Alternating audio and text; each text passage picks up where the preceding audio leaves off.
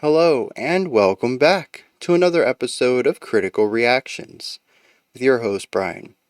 We're going to wrap up today with a special selection, which is where one of you tell me exactly what it is I need to check out. Today's special selection comes at us from Jack. Loads of good recordings of this, but this one has a scrolling score, which is nice. It is nice, I agree. It's in 3 separate movements, so if you want to talk in between movements, it's not going to disrupt the flow. It's interesting that it's in 3 movements since it's so short. It's only 17 minutes long. We are looking at Cantus Arcticus from Einojuhani Rautavaara. It says Concerto for Birds and Orchestra. At least that's what's written as the subtitle on this. I'm going to make this just a little bit bigger for you all. And I will duck into the corner here. Let's dive into this and see what Einojuhani is bringing to the table today. And as usual with this classical stuff, lots of contrast. So there's going to be some really quiet parts like this, some really loud parts later.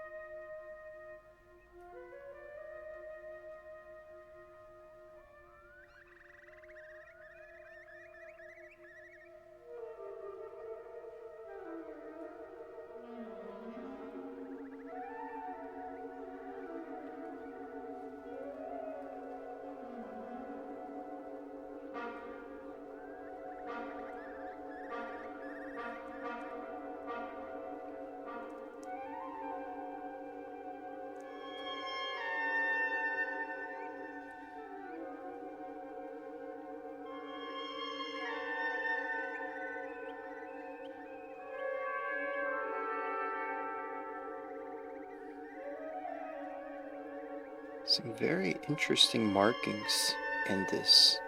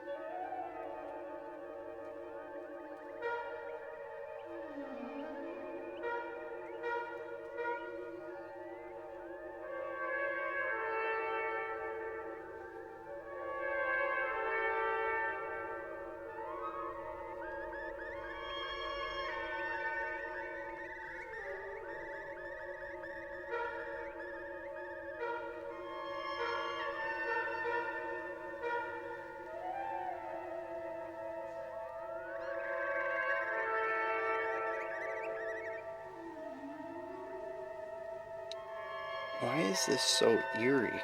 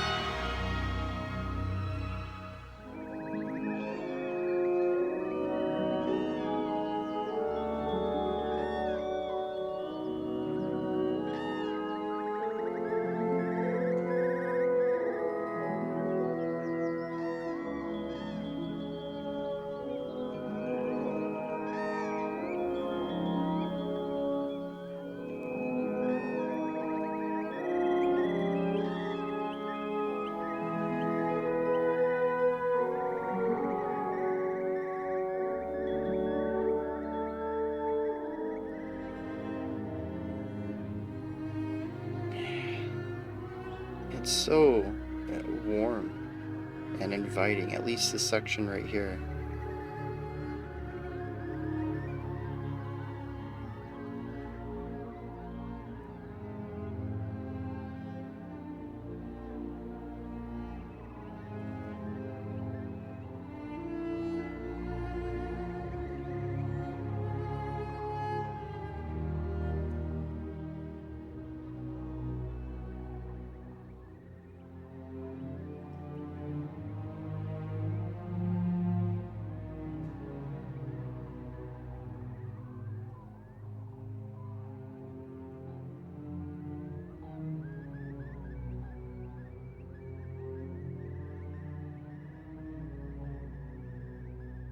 Very interesting notes on this.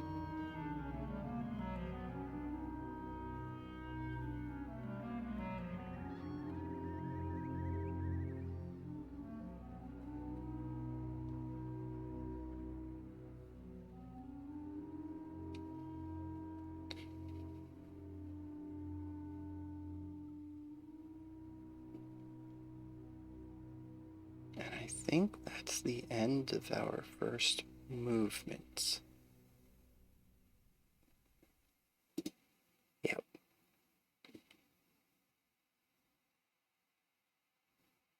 I'm going to bring the volume back up, so if your volume's pretty loud, time to turn it down.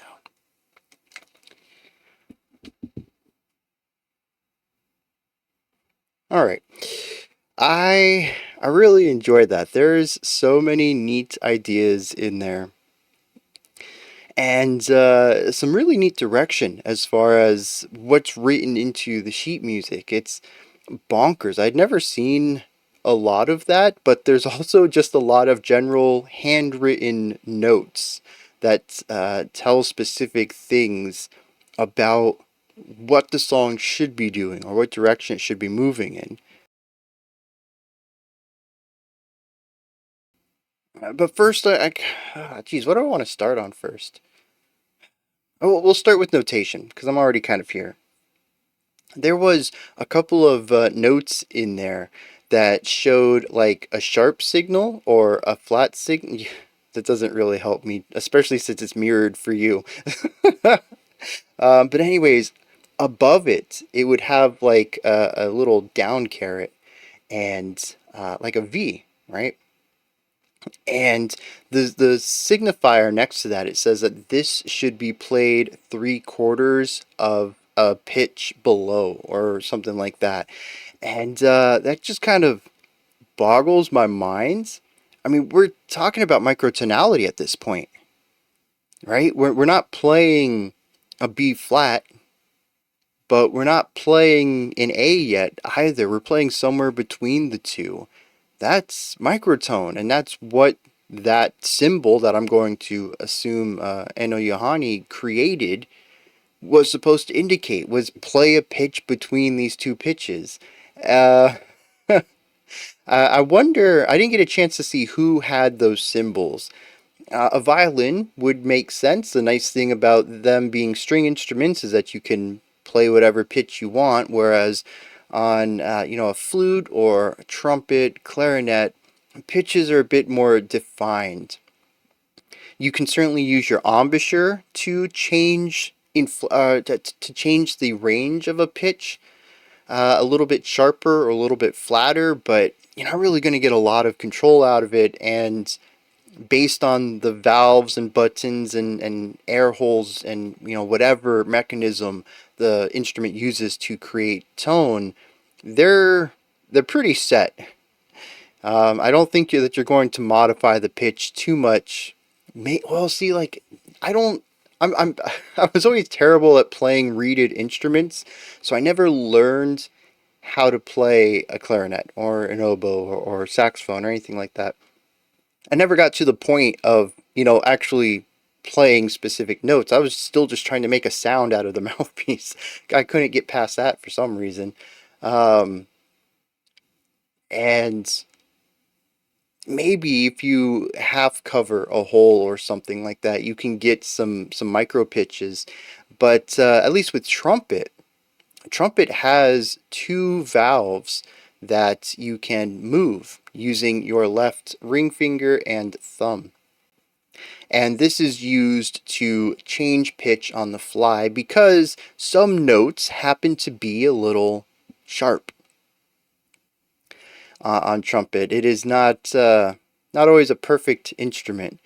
And so, for instance, the bottom of the staff D, which is first and third valve, tends to be a bit sharp. And so what you'll do is you'll kick out the third valve a little bit and extend it, flattening that tone a little bit. And that's something that you just have to learn to do and kind of keep an ear for while you're playing trumpet, is to kind of make sure all of your ideas, your right hand and your left hand and your embouchure are all working together. And so you can modify pitch a little bit on a trumpet. But again, a lot of it's going to come down to embouchure too, and you're not going to get a lot of movement out of that. But with a violin, especially since violins are strings but not fretted, you can get tones between the 12 tones that we use in the Western instrumentation, Western music. So I'm kind of curious about that. Who gets those 3/4 flats and how they go about playing those? Well, what I think is more interesting is that I saw it on paper, but I'd never heard it. And maybe it's just too small of a change for me to pick up, but I don't know, microtones are pretty good at hearing those because they sound unusual. So, I don't know, that's something I'd want to go back and listen to again in my own time, just kind of see how that goes on. There's also a lot of freedom of performance in there. There's multiple lines that say something along, well, actually, geez, it was after like the second page, there were no more bar lines. And so we're in free time there. I think the time signature was gone even, but if you have no bar lines, time signature doesn't really mean anything either.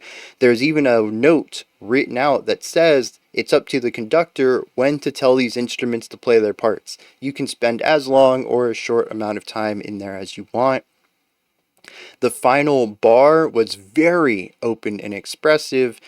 First of all, there's a little clarinet solo. Let me pull this up real quick.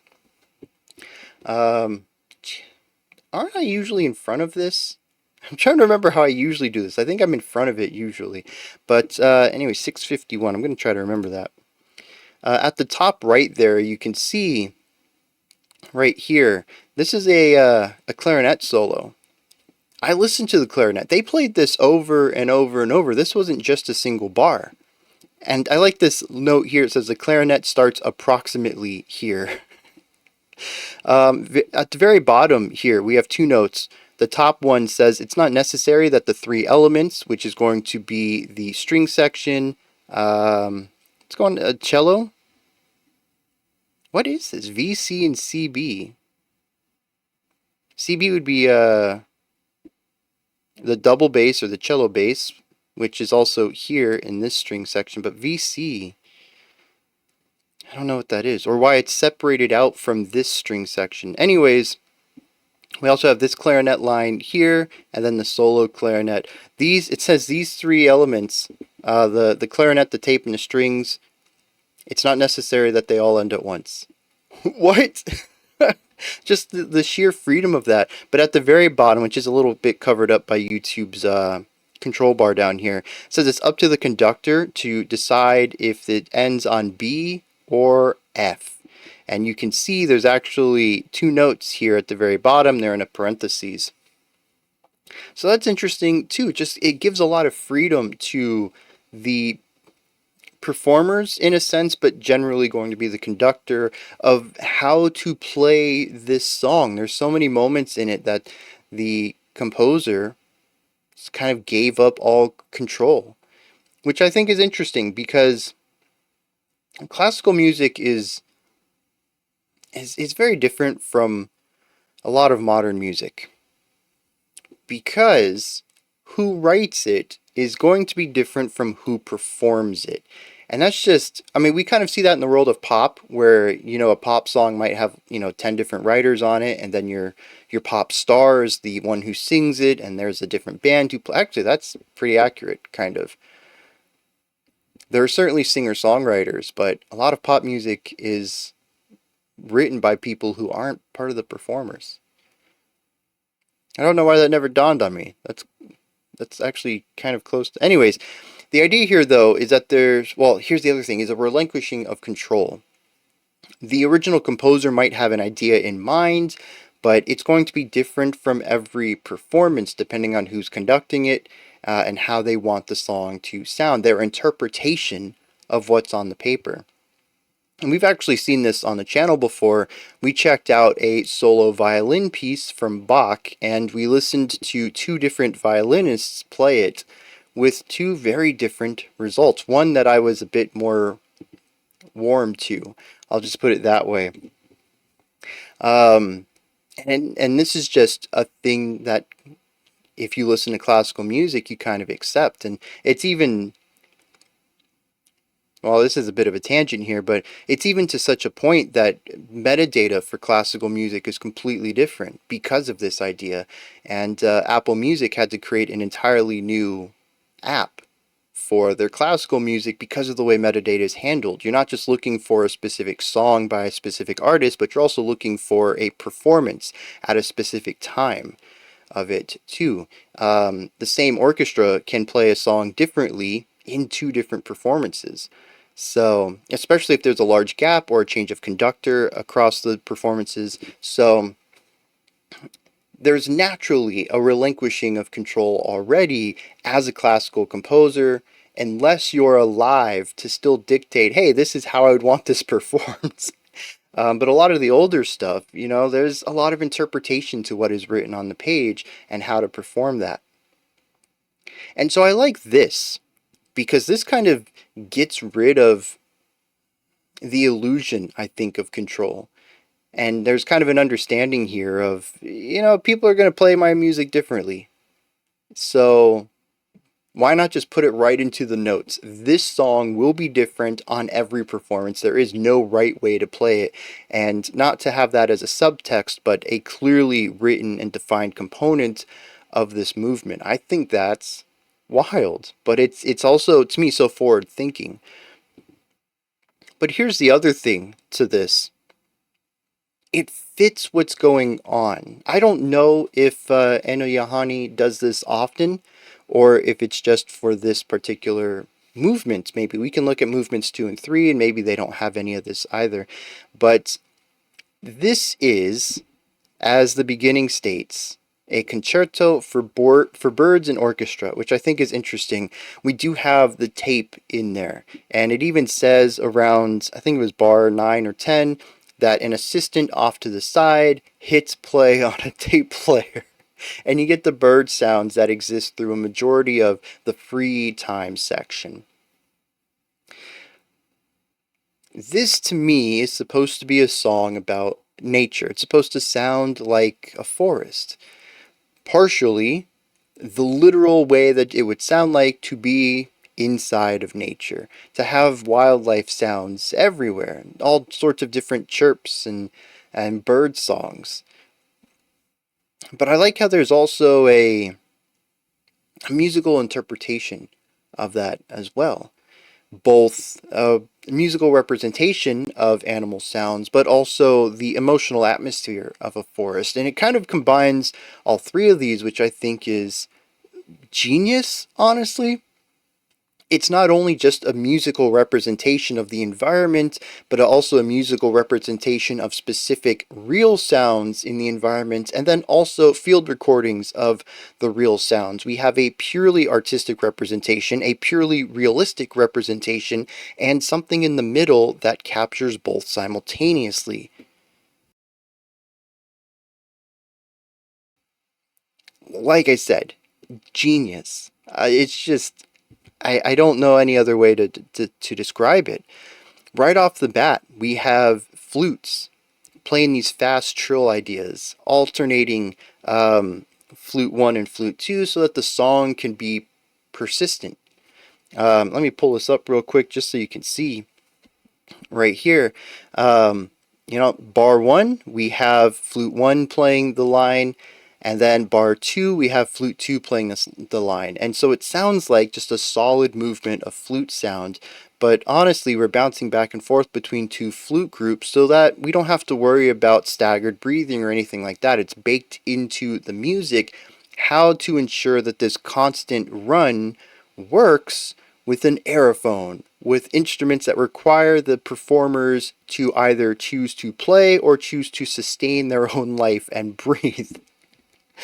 Um, and so right from the start, we have these bird sounds, right? But they eventually get more sparse, and we get a little flitter here, and then a little flitter there, and then a little flitter over here. And the flitters themselves change. Some are faster, some are slower. Eventually, we have the brass come in with these stingers. Bop, bop, bop, bop. To me, this is moving away from the realism. We're not looking at bird sounds. We're not looking at musical representations of bird sounds. We are looking at the feeling of the wildlife. And I mentioned around this time things get kind of eerie. But it isn't long before they begin to get beautiful, majestic, even. And then we have a mix of the two. And I think this is supposed to represent the beauty and power and sometimes terrifying element of nature, of a forest, even of birds. Although I don't think I'm too afraid of birds, but there are definitely some larger birds that I would not mess around with. Even getting pecked by a smaller bird doesn't sound like a fun time. I don't think anyone would disagree with me on that. But it just captures all of this in the atmosphere of such simple ideas, too. There's not really a lot of complexity to this track. It's a lot of atmosphere. There's a lot of places where we just have several instruments trilling, and that's just moving between two notes really quickly. On a guitar, if you just hammer on and pull off really quickly, that's kind of the equivalent of like a flute trill. And you can actually see in quite a few, I just clicked on a random spot and this is perfect. This is what I'm talking about. It's everywhere in here. So you'll see in the top left, you see a little TR sign and then a squiggly line that goes on forever. That means to trill that note for the entirety of that section. So as you can see on clarinet 1 and clarinet 2, they have this rising pattern, do do do do do do do do, and then when they end, those aren't the right notes. I'm not a singer. I can't sight read pitches. But you get it, rising, falling action, land on a note, and then it's the da la la la la la la la la la la. You just hit the note and you go up a note and come back down over and over and over and over and over. And these instruments are just holding this sound out. And so it creates this drone to the song. It's background noise, it's static, it's wind, it's whatever you want to think about. Nowhere if you go into nature, if you go camping in the forest or whatever, there's not a dead silent moment. There's always wind, there's rustling, there's all sorts of sounds. I think that's what the trills are supposed to represent, especially as their double piano, pianissimo, which is very quiet. So you get a little bit more burst of energy on the run, and then you bring it back down to create this background white noise, just so that there isn't silence in all of this. And ultimately, I think that's what this first section says to me. It's nature, it's birds. It's the terrifying element of nature, but the beauty and majesty of it too. It's a bit eerie and unsettling at times, but absolutely gorgeous throughout. And the combination of bird song styled runs on instruments with the field recording of birds inside of this atmosphere, again, it is a genius decision to go in this direction and create something that I think does a great job of capturing both a musical representation of nature while also trying to key into what nature sounds like, both with field recordings and instruments. All right. We're going to move on to movement 2. How long are these? Okay, so our next movement is about 4 minutes long, and the last one is 6.5. I'm not going to make any plans to stop. If movement 2 gives me things to talk about, we'll pause the video and I'll discuss them. Otherwise, we'll just move into movement 3. Let's go. Let's see what's going on here. This next movement is called Melancholy. The orchestra pauses, gives the audience time enough to catch the idea that the birds on channels 1 and 2 are imitating each other.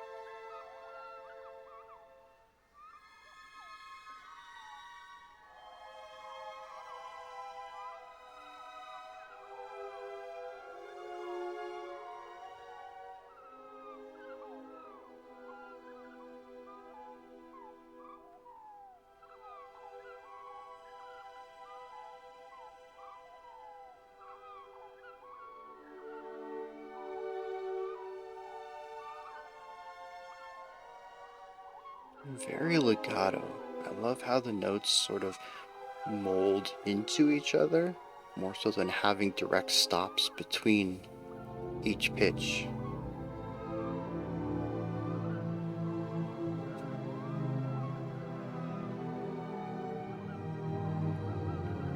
See, majestic, beautiful, but also dark, eerie, terrifying. A perfect representation of the beauty and power.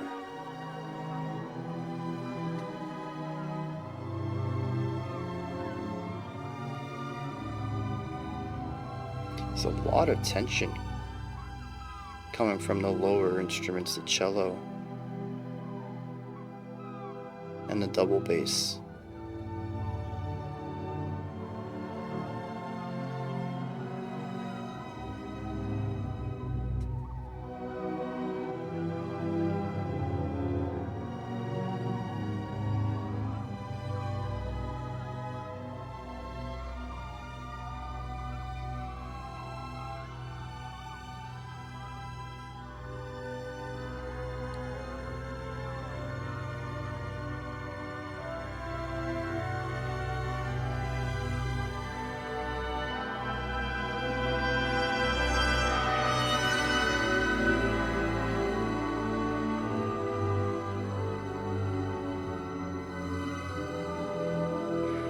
Also, we're only at like 50 BPM right here. This is a pretty slow pace.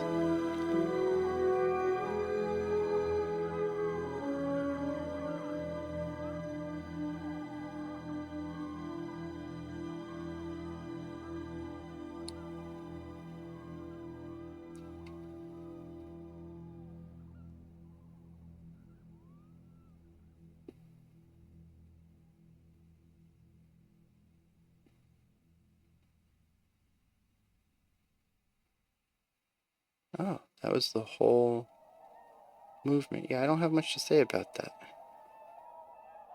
Just like I said, carrying on the eerie beauty.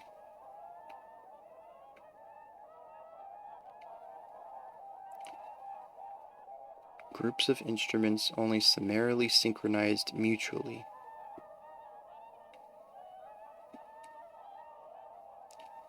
Huh.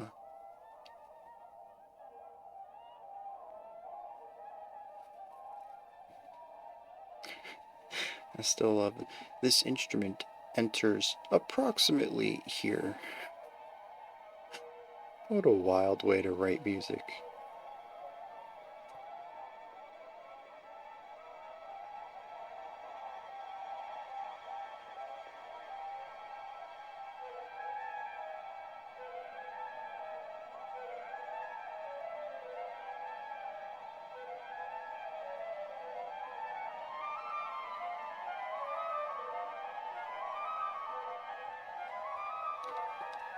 Okay, that's a neat little idea. It might be the fact that they come in at different times, but there's also, I think, a polymetric element to it.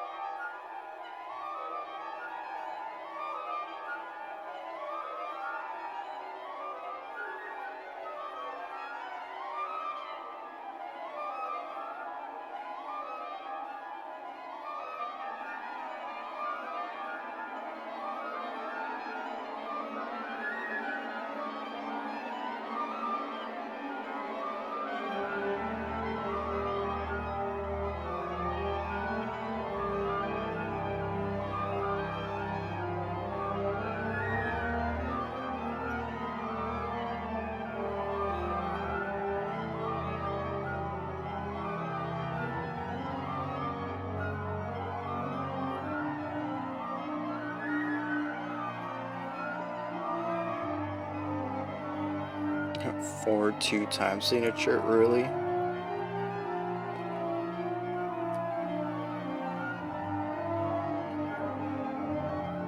wonder if that's a cornet. It's definitely brassy. I'm trying to think of what instrument would be given a CO. It sounds beautiful though, and I love the slightly fast or slightly slower moving part under the wild chaos in the woodwinds.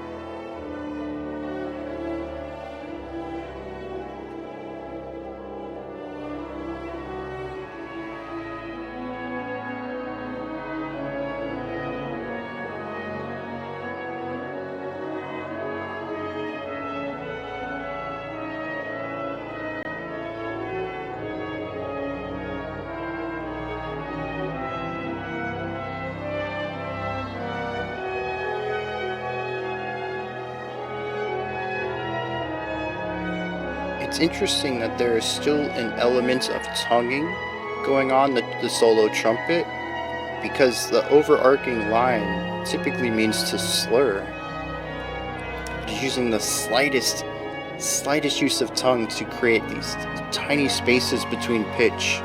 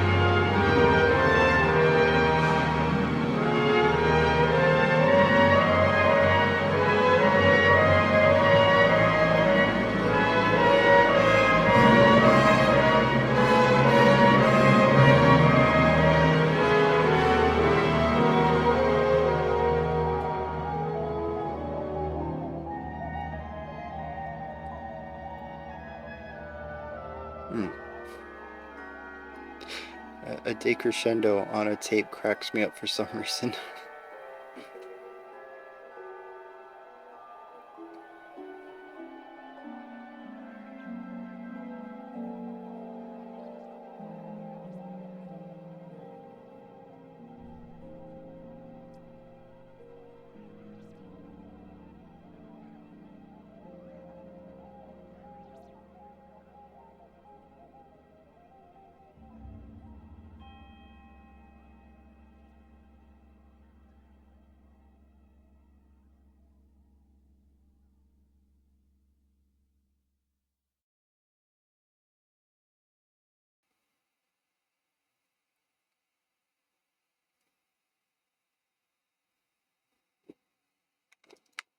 Alright, same as last time. Going to get loud in. Alright,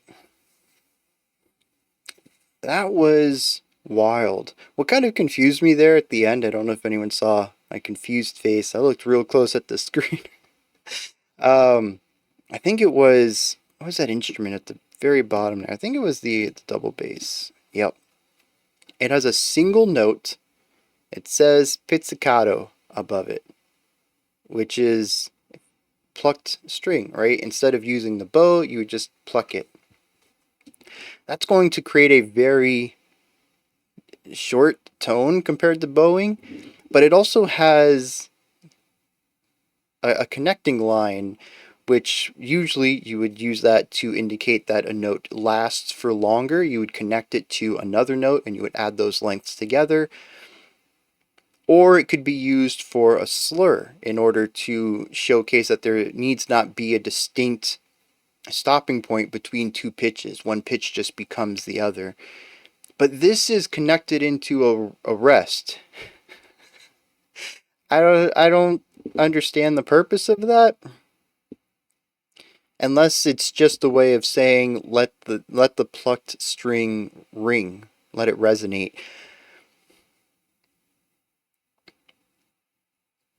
Hmm. Don't stop it abruptly at the rest. After the quarter note, just allow it to continue to exist, possibly.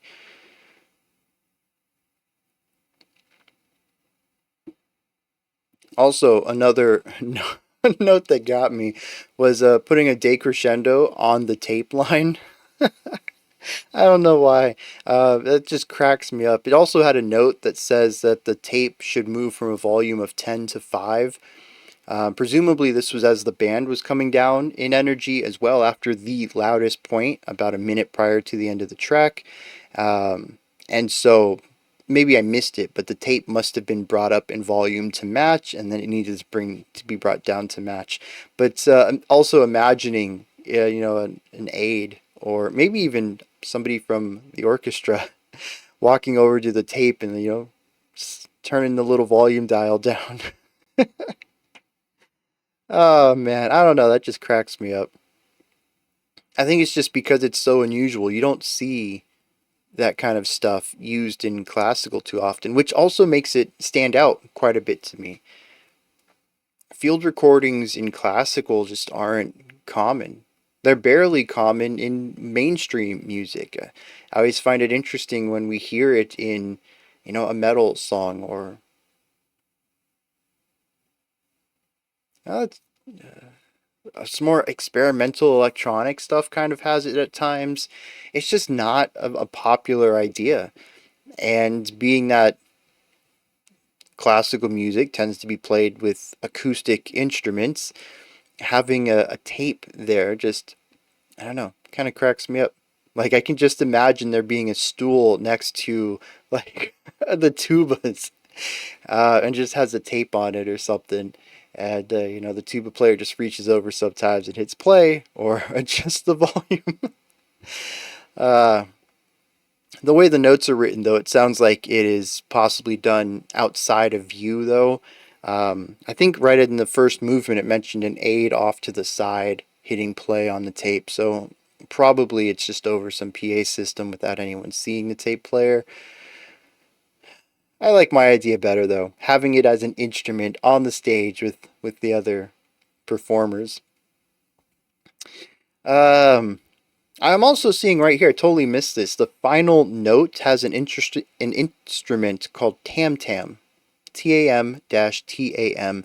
It's the only time I've seen this instrument present in the sheet music at all. It plays the final notes, a seven, yeah, 7 beat note with a fermata on it, and a fermata just means it's a dot with like an eyebrow over it.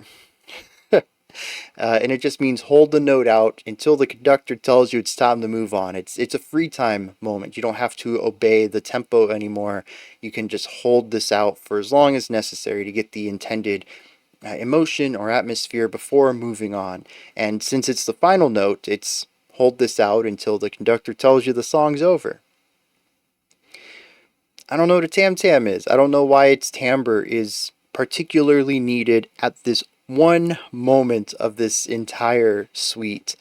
That kind of cracks me up too. I love it, right? This is something I talk about in metal music is that you tend to have your instruments guitar, bass, drums, and vocals, and there's no exploration outside of that. And one thing that I love about classical is that you can have an instrument that might only show up for one portion of a song, and it's okay to write rest for them for the rest of the track. It allows music to be a bit more dynamic because you can paint with a different palette, a different group of colors, a different group of instruments for each section rather than trying to, brute force your way into making the 4 instruments you've chosen to use work for every single thing you want to write. This, I think, pushes it to an extreme, though. Having an instrument for one note. uh, and sort of the absurdity of that cracks me up a little bit. But it obviously meant something to Einojuhani. Something about the timbre of this was necessary to wrap the song up, and I love that. Now, to me, it expresses a knowledge of instrumentation and timbre. To know maybe at one point in time that instrument wasn't there and this ending just continued to elude him. It's just not right. It's lacking something and just trying millions of the tam tam on the last note that just wraps the whole piece up. See, it feels kind of absurd to say it like that, and that's what makes me chuckle. Maybe you're chuckling too. It seems like a funny story to tell, but also having that knowledge to know something's missing here and to fill it in with a single instrument that doesn't show up anywhere else in the song. That I think is a power that classical has, and honestly electronic too. That's one of the things I've talked about as far as electronic music is that you don't have to worry about who's playing what. So you can have a million instruments or an instrument only on one song and stuff like that. It's very cool. Anyways, enough about that. What is going on here? I want to touch on movement 2 first, Melancholy. It's short, it's sweet, it does what it needs to and gets out, and I really appreciate that. In all music, in all art, honestly, I'd much rather enjoy a razor honed short film that knows exactly what it's doing and does it to an exceptional level than, a 3 hour fantasy epic that feels like it has a bit of filler in the middle and probably could have been cut down to 2:15 instead of 3 hours. I'm a huge fan of focused ideas, and I think Melancholy, the second movement, is that. It's 50 beats per minute, which is slower than 1 beat per second. It moves at a doom metal pace. And that allows us to feel each of these notes, each of these chords from the instruments. And I think that's important because this entire section takes much of the artistic representation that we saw in movement 1 and explores that is in isolation. We kind of get rid of the bird song. We get rid of the field recordings. We just focus on this feeling of melancholy. Now, I don't know why we're focusing on melancholy. If the first movement is a representation of nature upon, along multiple axes, and the third movement is Oh, it said a song for migration or something along those lines. Migrating Swans, I think is what it was called. Why are we melancholic here? Oh, it's called Swans Migrating. What does the melancholy represent? I don't have an answer for that, but I like this movement. Like I mentioned, it's kind of split into two ideas. We kind of have a middle section when the oboes come in.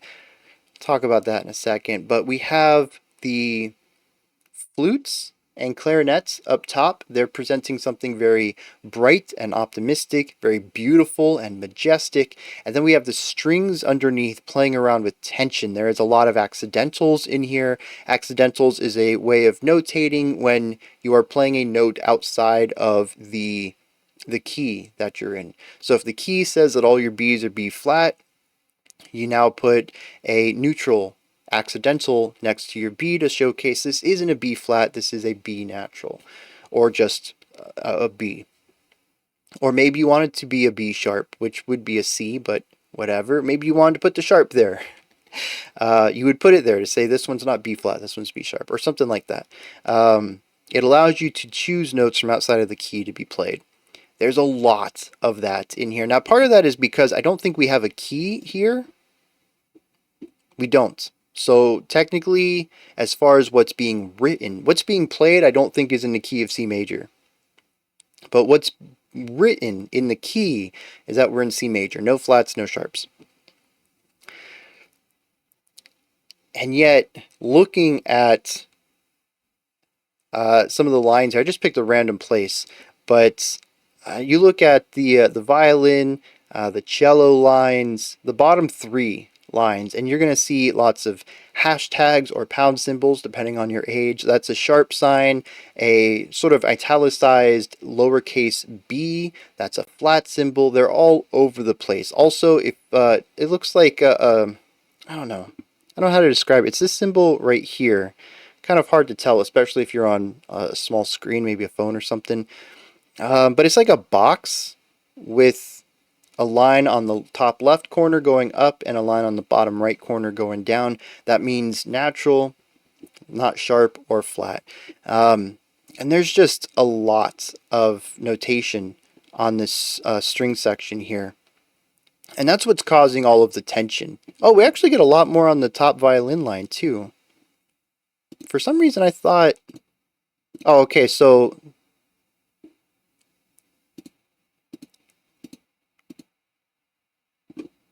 For some reason I thought it was... Come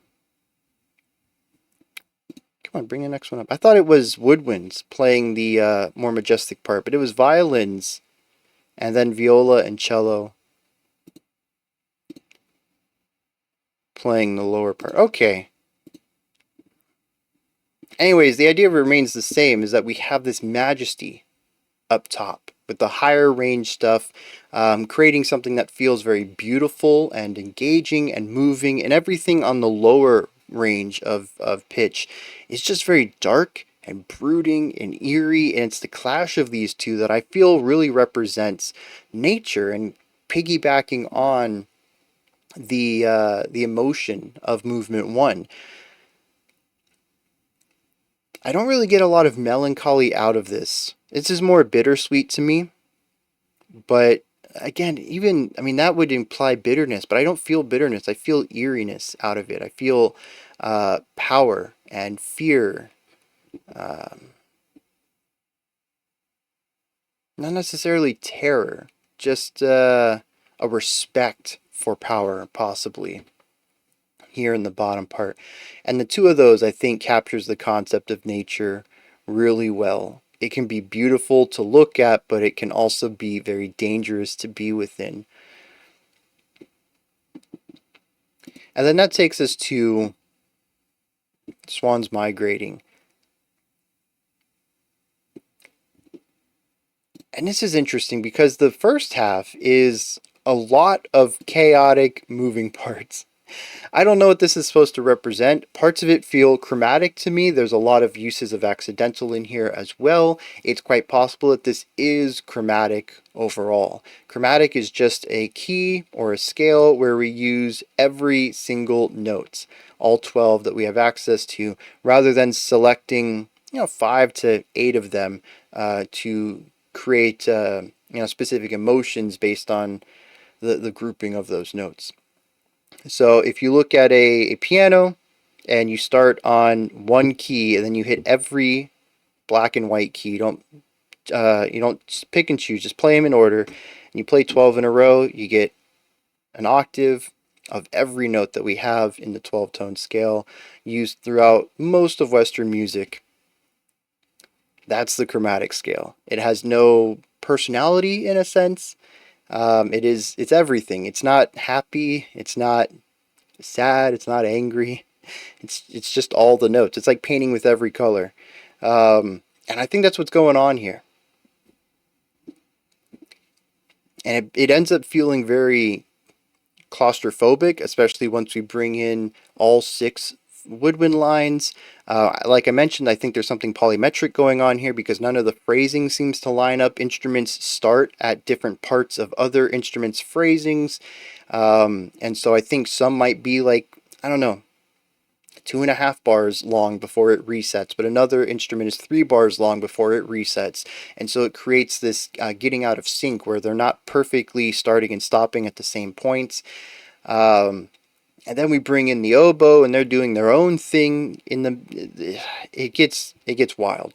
Y'all heard it. But what I thought was very cool is that we brought a cornet, I think, underneath all of this to play a slower idea. I don't know what this is supposed to represent, but I find it to be very beautiful. It creates a sort of calm, a point to focus within all of the chaos. And out of this grew something very beautiful. We returned back to more consonant harmony. We got away from some of the ridiculously fast moving parts, and we focused a bit more on harmonic consonants in order to create something that sounds large and, once again, majestic. I kind of view this, if it is swans migrating, as the beginning is, I don't know much about birds and migration. I don't know much about swans in particular either, but birds tend to migrate in groups. So the beginning cacophony could be, getting ready to migrate, feeling the changes in the weather, or however they know when it's time. Again, I'm not a bird biologist. And kind of getting the group together to go. I'm probably putting too much human element into the birds, but I'm sure it's a bit more chaotic. But then we move into the majestic element, and this feels very light, and this might be the journey of flying south or north, I suppose, if we're returning back to spring. The tape comes in around here too, and I don't think it plays bird songs anymore. What I heard, particularly at the end of the movement, was wind, which again kind of leads me to feeling more of this soaring through the air kind of vibe. We take all of this and we begin to build it up into a really large moment.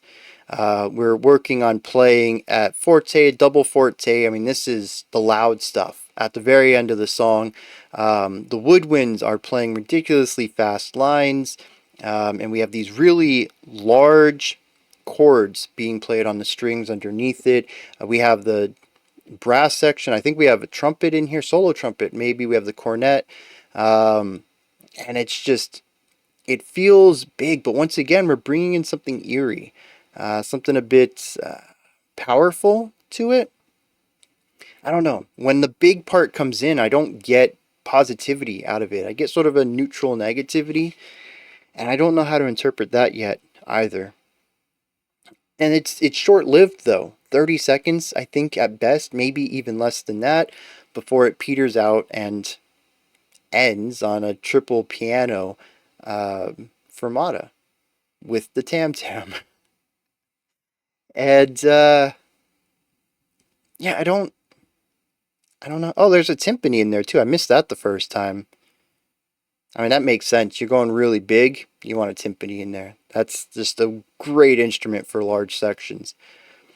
There are these massive drums, and you get a few of them, usually four, but you can have more, and they're pitched, and they just sound great. Anyways, what does all of it mean, though? Again, I don't know. This whole concept of swans migrating, it's kind of gone over my head. I enjoy the piece. Listening to it was fantastic. I think this was the first time in this entire reaction that I closed my eyes and just absorbed the music. Particularly, I think, because it does get a bit repetitive in a loop-based kind of way. The first movement is hyper-focused on new, unique ideas, whether it's a new little ornamental bird song here or a new way of organizing the bird songs into a rhythmic idea. I never thought about this, but honestly, movement one is sort of like a hocket, but instead of giving each instrument an individual note or maybe two notes, you give them the song, the lick, and then this one has a different lick. And the point is that your attention is being bounced around between a bunch of different instruments, and it all starts to form together into one larger idea. Now, I think the purpose is also to make it sound like birds singing to each other. A little bit of copying of each other, like we heard in the tape at the beginning of movement 2, was it, right? Where it said that the tape was supposed to be played by itself long enough for the audience to realize the birds are mimicking each other. I think that was to really allow you to recognize that that's what part 1, movement 1 was about. But yeah, so there's just always something new going on with part 1. And part 2, while kind of singular in focus, was also very short. By the time I started to understand how everything was clicking and working together and the atmosphere it was building, it was over. I think I even mentioned that. I was like, oh, we're already moving on. I didn't expect it to be that short. But movement 3, being that it's, I think, the longest movement of the three of them, while also focusing in on these sections.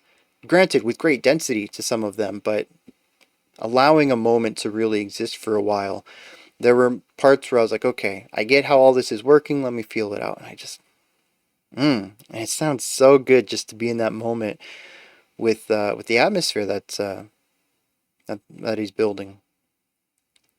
But I don't know what all of it means. The first movement was so clear to me, and I kind of wish the other two had been as well. Movement 2 is clear to me as well in what it's doing, but I don't really understand its placement against all of them. What it means within the story of Cantus Arcticus.